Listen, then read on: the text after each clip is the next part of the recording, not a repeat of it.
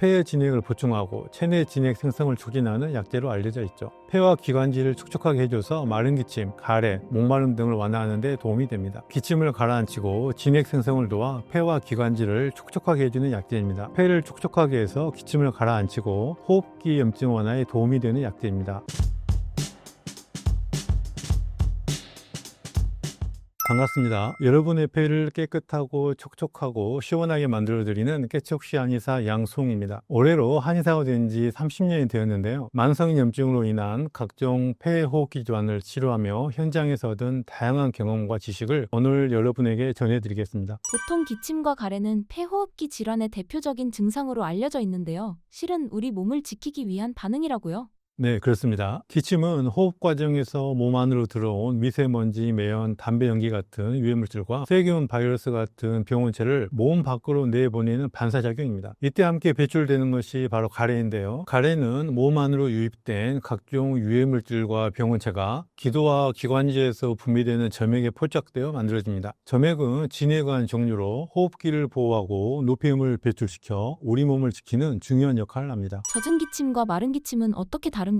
기침할 때 가래가 다량 배출되면 젖은 기침, 가래가 나오지 않거나 소량 나오면 마른 기침이라고 합니다. 젖은 기침이 8주 이상 이어진다는 것은 폐에 만성 염증이 있고 이로 인해 노폐물이 계속 만들어지고 있다는 의미입니다. 또한 마른 기침이 8주 이상 지속된다는 것은 기침을 해도 진액이 부족해서 노폐물이 원활하게 배출되지 못하고 있다는 의미입니다. 기침이 8주 이상 지속되면 주의가 필요합니다. 젖은 기침이 오래 지속되면 점차 진액이 소모돼 마른 기침으로 변하게 되며 마른 기침이 오래 지속되면 기관지와 폐의 염증이 점점 넓어지고 깊어지게 됩니다. 폐 청소를 하는 과정에서는 마른 기침에서 젖은 기침으로 다시 넘어갔다가 정상으로 되돌아오는 경우가 많습니다. 실제로 치료하다 보면 마른 기침으로 고생하던 환자가 큼지막한 가래를 시원하게 툭 뱉어낼 때가 있는데요. 이는 묵은 노폐물이 청소되고 있다는 의미로 긍정적인 반응으로 볼 수 있습니다. 나이가 들수록 마른 기침이 잦아진다고 합니다. 그 이유를 설명해 주신다면요? 노화가 진행되면서 진액이 점차 메말라가기 때문이라고 할 수 있죠. 사람은 나이가 들면 누구나 눈, 코, 입이 점차 건조해지고 피부, 근육, 관절, 혈관 등이 점차 탄력을 잃으며 오장육부의 전기도 서서히 고갈되어 갑니다. 이는 병리적인 과정이 아니라 가을이 되면 꽃과 잎이 시들고 영양분이 열매와 뿌리로 가는 것처럼 자연스러운 현상입니다. 여성의 경우 서서히 혈이 고갈되어 가는 폐경기를 겪음으로써 이런 변화를 보다 직접적으로 경험하게 됩니다. 노화로 인해 진액이 마르고 인체가 건조해지면 그 영향을 가장 많이 받는 곳이 폐입니다. 폐에는 항상 공기가 전하되기 때문에 건조해지기 쉬운데 그렇다고 해서 점액이 과도하게 분비된다면 오히려 기관지에서 공기의 흐름을 방해해 폐 기능을 떨어뜨릴 수 있습니다. 따라서 폐 기능이 정상적으로 유지되려면 딱 필요한 만큼의 점액이 끊임없이 분비되어야 합니다. 이러한 이유로 폐에는 진액의 여유분이 없으며 진액이 조금만 메말라도 민감하게 반응하게 됩니다. 따라서 나이가 들어 진액이 고갈되면 폐가 건조해지기 쉽고 폐가 건조해지면 목구멍이 칼칼하고 마른 기침이 잦아지며 감기에 쉽게 걸리고 잘 낫지 않는 등의 증상이 나타나게 됩니다. 특히 공기가 건조해지는 가을 환절기에 이런 현상이 두드러지죠. 기침이 오래가면 위험하다던데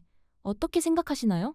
기침은 몸속 노폐물을 내보내는 자연스러운 반사작용이지만 기침이 오래가면 폐호흡기에 이상이 있다는 신호를 볼 수 있습니다. 첫째, 만성염증이 심한 경우입니다. 기침으로 그때그때 노폐물을 배출한다 해도 만성염증으로 인해 계속 노폐물이 발생한다면 기침을 멈출 수 없게 되는 거죠. 다량의 가래를 배출하는 젖은 기침이 지속적으로 발생한다면 만성 폐쇄성 폐질환 같은 만성염증 질환을 의심해 볼 수 있습니다. 둘째, 진액이 부족한 경우입니다. 진액이 충분하고 폐가 촉촉할 때는 노폐물이 기침을 통해 가래의 형태로 자연스럽게 배출됩니다. 하지만 진액이 메마르면 기침을 해도 노폐물이 잘 배출되지 못하게 되고 마른 기침만 계속하게 되는 거죠. 그런 묵은 노폐물이 기관지나 폐에 쌓이면 천식, 폐기종, 폐섬유와 같은 질환을 유발할 수 있습니다. 가래의 색으로 건강 상태를 알 수 있다고 하던데 정말인가요? 네, 맞습니다. 노폐물을 제거하는 정상적인 기능을 하는 가래는 색이 연하고 쉽게 배출됩니다. 이런 가래는 좋은 가래라고 할 수 있겠죠. 하지만 가래의 색이 진하고 뱉어내기도 어렵다면 노폐물이 원활하게 제거되지 못하고 있다는 뜻이며 나쁜 가래라고 할 수 있습니다. 보통 만성염증이 심해지면 가래색이 점차 진해지고 끈적끈적해지는 경향이 있습니다. 반대로 염증이 가라앉으면 가래색이 점차 옅어지고 묽어지는 것을 볼 수 있습니다. 특히 만성기침에 취약한 분들이 있을까요? 네, 있습니다. 첫째, 폐가 건조한 분들입니다. 폐가 건조해지면 노폐물 배출이 잘 이루어지지 않아 기침이 오래가고 기관지가 예민해져서 사소한 자극에도 기침을 하게 됩니다. 둘째, 위장이 약한 분들도 조심해야 합니다. 한약에서는 토생금이라 하여 위장이 건강해야 폐도 건강하다고 봅니다. 위장 기능이 좋아야 소화흡수를 통해 진액을 충분히 만들 수 있고 이 진액이 있어야 건조해지기 쉬운 폐를 촉촉하게 유지할 수 있기 때문입니다. 반대로 위장 기능이 떨어지면 진액이 부족해져서 폐가 쉽게 메마르게 되고 만성기침이 생길 위험이 커지게 됩니다. 폐가 건조해지면 어떤 일이 생기나요? 폐가 건조하다는 것은 진액이 부족하다는 뜻입니다. 진액은 음식물로부터 소화흡수한 영양물질로서 각종 체액을 만드는 원료입니다. 폐에 영양분을 공급해서 폐가 촉촉하고 탄력 있게 유지되도록 하는 것이 진액의 주요 역할입니다. 따라서 진액이 부족해지면 폐의 탄력이 떨어져 호흡이 점차 힘들어지며 일상생활에서 간간히 숨이 차다는 느낌을 받게 됩니다. 또한 진액은 유해물질로부터 폐를 보호하고 노폐물을 제거하는 역할도 합니다. 점막을 보호하는 점액과 각종 노폐물, 암세포, 세균, 바이러스 등을 제거하는 림프액도 진액의 일종으로 볼 수 있습니다. 그러므로 폐가 건조해지면 폐에 들어오는 각종 병원체나 유해물질로부터 몸을 보호하는 기능이 떨어집니다. 또한 몸에 해로운 물질들 배출하는 작업도 어려워지면서 점차 노폐물이 쌓이게 되고 그 결과 만성염증이 발생할 위험이 커집니다. 이렇게 생긴 만성염증은 폐렴, 알레르기성 질환, 만성폐질환 등을 유발할 수 있습니다. 그리고 배출되지 못한 가래가 기관지나 폐에 딱딱하게 달라붙어 점차 쌓이게 되면 세균과 바이러스의 온상이 되어 염증을 더욱 악화시키고 각종 폐질환을 일으키는 2차 원인이 될 수 있습니다. 그렇다면 진액이 부족해지는 원인은 무엇인가요? 가장 큰 원인은 만성염증입니다. 염증과 만성염증은 좀 다릅니다. 염증은 외부로부터 침입한 각종 유해물질과 세균, 바이러스 등의 병원체를 제거하는 정상적인 면역 반응으로 볼 수 있습니다. 하지만 이 과정에서 많은 체액이 소모되죠. 이런 염증이 자주 발생하여 만성염증이 되면 폐의 진액은 더욱 빠르게 고갈됩니다. 진액이 고갈되어 폐가 건조해지고 노폐물을 청소하지 못하게 되면 각종 폐, 호흡기 질환으로 이어질 가능성이 커집니다. 스트레스도 주요 원인 중 하나입니다. 스트레스는 쉽게 말해 장기간의 불안과 긴장 상태를 의미합니다. 멈춰있는 자동차가 당장이라도 달릴 수 있게 엑셀러레이터를 부릉부릉 밟고 있는 형국과 비슷합니다. 실제로 달리지는 않더라도 많은 기름을 소모시키고 엔진을 과열되게 하는 거죠. 따라서 스트레스가 쌓이면 평소보다 더 많은 진액이 소모되고 몸은 과열되기 쉽습니다. 진액이 공활되면 노폐물 배출이 원활하지 않아 염증이 오래 지속되고 결국 만성염증으로 진행될 수 있습니다. 스트레스로 인해 폐의 진액이 마르면 목구멍이 칼칼해지고 마른 기침이 잦아지며 목소리가 잘 쉬고 목구멍에 이물감 등의 증상이 나타납니다. 마지막으로 위장의 기능이 떨어지면 진액이 부족해집니다. 음식물로부터 소흡수한 영양물질이 바로 진액인 만큼 위장이 약해지면 충분한 진액을 생성할 수 없게 됩니다. 소화가 잘 안 되고 밥만 먹으면 체하며 안색에 윤기가 없고 몸이 서서히 말라간다면 위장의 기능이 떨어져 전신의 진액이 부족하게 된 상태라고 볼 수 있습니다. 폐가 건조한 사람의 특징이 있을까요? 폐가 건조하면 대체로 피부가 건조한 경우가 많습니다. 피부가 하얗지만 윤기가 없고 메말라서 거칠게 보이죠. 또한 호흡이 원만하지 못하고 짧고 급하다 보니 어깨가 위쪽으로 살짝 들리는 경우도 많습니다. 이런 분들은 환절기 온도 변화나 미세먼지, 담배 연기에 민감해서 기침이 잦은 편입니다. 인체의 각 기관은 서로 유기적으로 연결되어 있기 때문에 폐가 건조한 사람은 다른 장부도 건조해지기 쉬운데 특히 위장이 건조한 경우가 많습니다. 위장이 건조한 사람에게 보이는 몇 가지 특징이 있는데요. 입이 자주 마르고 목구멍이 칼칼하거나 이무감을 느끼며 배에 가스가 차거나 잘 체하는 증상이 나타납니다. 그리고 스트레스를 받거나 자극적인 음식을 먹으면 복통 설사를 일으키기도 하죠. 얼굴에 윤기가 부족하고 몸도 전체적으로 마르는 경향이 있습니다. 그렇다면 만성 기침에는 어떤 치료가 효과적일까요? 기침이 오래 간다는 건 폐에 쌓인 노폐물이 제대로 배출되지 못하고 염증이 만성적으로 지속되고 있다는 신호입니다. 특히 가래를 잘 배출하지 못하는 마른 기침이 오래 간다면 폐의 진액이 고갈되어 있다는 의미로 볼 수 있죠. 이때 필요한 건 폐에 부족한 진액을 보충하는 것입니다. 단순히 그 순간의 기침 가래를 완화하는 치료로는 원인이 해결되지 않습니다. 저희 한의원에서는 메마른 폐에 진액을 충분히 공급해서 폐를 촉촉하게 하고 노폐물을 시원하게 배출하도록 하는 폐 청소의 개념을 치료에 적응하고 있습니다. 폐가 깨끗하고 촉촉하고 시원해지면 폐 기능이 향상되면서 면역력이 좋아져 몸이 스스로 병을 극복할 수 있는 힘을 얻게 됩니다. 기침 가래를 가라앉히는 데 도움이 되는 약차가 있을까요? 폐를 촉촉하게 하는 약재 가운데 차로 마시기에 좋은 세 가지를 알려드리겠습니다. 첫째, 맹문동차입니다. 맹문동은 폐의 진액을 보충하고 체내 진액 생성을 촉진하는 약재로 알려져 있죠. 폐와 기관지를 촉촉하게 해줘서 마른 기침, 가래, 목마름 등을 완화하는 데 도움이 됩니다. 둘째, 오미자차입니다. 오미자는 기침을 가라앉히고 진액 생성을 도와 폐와 기관지를 촉촉하게 해주는 약재입니다. 목에 가래가 걸려 답답할 때 차로 마셔주면 진액이 보충되어 가래 배출이 한결 수월해집니다. 셋째, 백합차입니다. 백합은 폐를 촉촉하게 해서 기침을 가라앉히고 호흡기 염증 완화에 도움이 되는 약재입니다. 차로 마시면 만성 기침으로 떨어진 체력 회복에 이롭습니다. 최근 비결핵 항상균 감염으로 내원하는 분들이 늘어났다고요? 네, 맞습니다. 비결핵 항상균이라는 이름부터 생소하실 텐데요. 내원하시는 환자분들도 비결핵 항상균 감염이라는 병이 낯설고 정보가 부족하다 보니 이런저런 질문들을 많이 하십니다. 폐 사진을 찍어봤는데 비결핵 항상균 감염이라고 하더라. 별 증상이 없으니까 그냥 지켜보자고 하는데 좀 찝찝하다. 그냥 내버려둬도 되는 것이냐? 한약으로 치료할 수는 없느냐? 또는 항생제 치료를 하는데 약이 좀 독한지 영 입맛이 없고 기운이 없어 죽겠다. 이걸 계속 해야 되느냐? 한약으로 치료할 수는 없느냐? 또는 비결핵이라고 하는데 치료약을 보니까 결핵약이 들어가 있더라. 왜 그러는 것이냐? 또는 재발이 잘 된다고 하는데 어떻게 하면 재발을 막을 수 있겠느냐? 좋은 음식이나 약이 있느냐? 등등의 질문들을 많이 하십니다. 이렇듯 많은 분들이 비결핵 항상균 감염에 대해서 잘 이해하지 못하시고 답답함을 호소하셔서 이 자리를 통해 제대로 알려드려야겠다고 생각하게 되었습니다. 왜 요즘 부쩍 환자들이 늘어났다고 보시나요? 비결핵 항상균에 감염되면 초기에는 증상이 없고 진행이 느리다가 기침, 가래 같은 증상이 나타난 뒤로는 진행이 빨라지는 경우가 많습니다. 초기에는 감기와 기관지염으로 오인하기가 쉽고 증상의 정도가 심하지 않다 보니 병의 존재 자체를 알아채기 힘듭니다. 하지만 요즘에는 건강검진들을 통해 저설량 PET 촬영을 하는 경우가 많아져서 이 질환을 비교적 초기에 발견할 수 있게 되었습니다. 따라서 진단 기술이 발달하면서 환자들이 늘어났다고 볼 수 있죠. 비결핵 항상균 감염, 정확히 어떤 병인가요? 비결핵 항상균에 의해 발생하는 감염증인데요. 이 균들은 주로 폐질환을 일으키지만 드물게 관절이나 림프절, 피부 등에도 병을 유발할 수 있습니다. 항상균이란 현미경 관찰을 위해 산성 염색약으로 세균을 염색했을 때 염색이 잘 되지 않는 세균들을 통칭하는 말로 약 200여 종이 있다고 알려져 있습니다. 항상균들 중에 전염성이 높고 독성이 강해서 사람들에게 위험한 균으로는 결핵균과 한생병균이 있고 결핵균과 한생병균을 제외한 나머지 즉 전염성이 낮고 독성이 약한 균들을 뭉뚱그려 비결핵 항상균이라고 부릅니다. 비결핵 항상균들은 수돗물, 흙먼지 등 일상적인 환경 속에 흔히 존재하며 그중 일부만이 사람에게 감염되어 질병을 일으킵니다. 면역력이 떨어지면 걸리기 쉽다고요?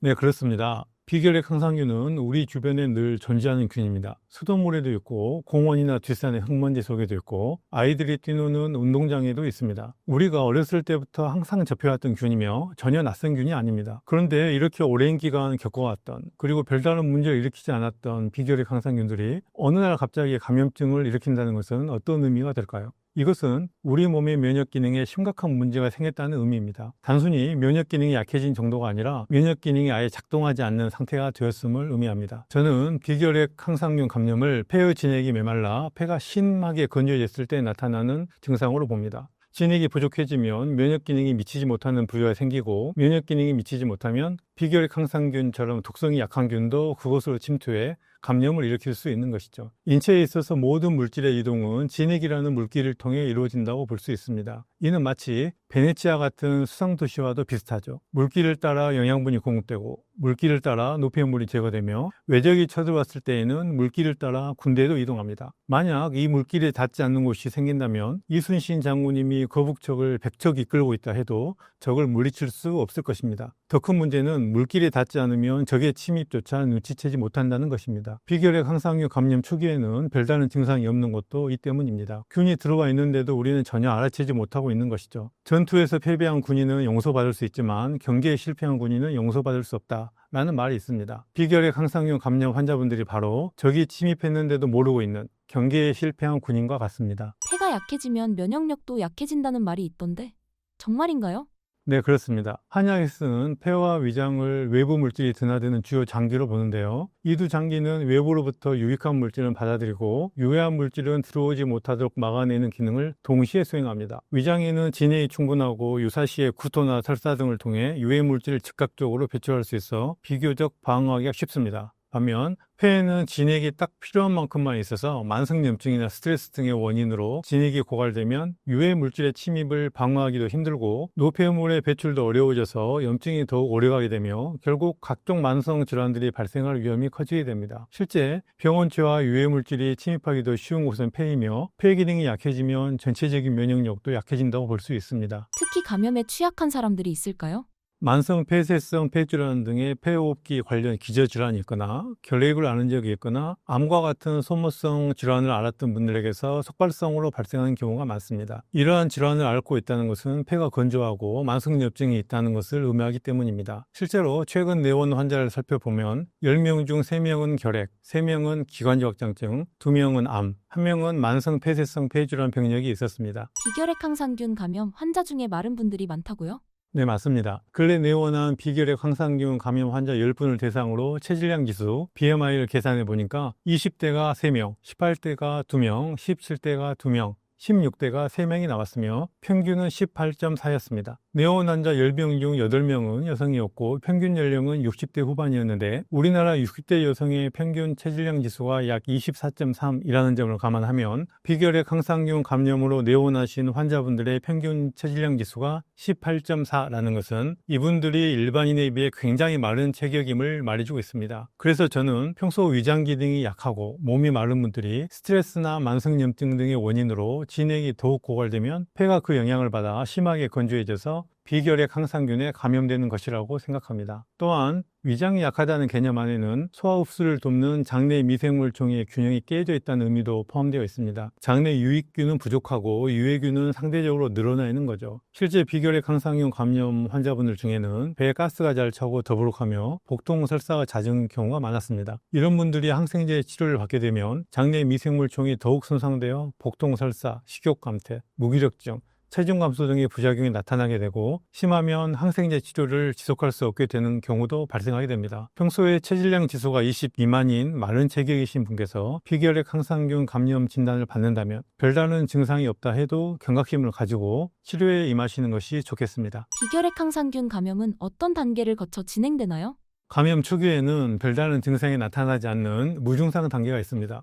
면역계가 감염 부위를 인지하지 못해서 염증 같은 증상 반응이 나타나지 않는 겁니다. 그 단계를 지나면 기침가래가 나오는 단계에 접어듭니다. 기침가래가 나타나기 시작하면 시급히 치료를 시작해야 합니다. 이때의 기침가래는 노폐물을 제거하는 정상적인 반응이 아니며 균에 감염된 조직이 썩어 문드러져서 밖으로 흘러나오는 것에 가깝고 병이 많이 진행됐다는 것을 의미하기 때문입니다. 기침도 시원하게 나오지 않고 가래도 심한 악취가 나는 고름 같은 형태입니다. 기침가래가 나오는 단계에서 치료 시기를 놓치면 감기가 쉽게 폐렴으로 진행되는 단계로 넘어갑니다. 비결핵 항상균 감염으로 폐의 면역 기능이 떨어져 있으면 감기 같은 가벼운 감염이 쉽게 폐렴으로 이어지는 겁니다. 감기 증상이 나타나고 일주일도 안 돼서 폐렴 증상이 나타난다거나 감기만 걸리면 폐렴으로 이어진다면 심각한 상황으로 볼 수 있습니다. 그 다음으로는 폐렴이 폐혈증으로 진행되는 단계입니다. 폐 전체가 전신 감염의 교두보 역할을 하는 거죠. 가벼운 감기 증상에서 갑자기 폐렴으로 악화되고 폐렴이 또 빠르게 폐혈증까지 이어지는 경우입니다. 폐에서 시작된 감염이 온몸으로 퍼져 폐혈증으로 발전하면 목숨까지 위험할 수 있습니다. 치료하기 어려운 병이라고 하던데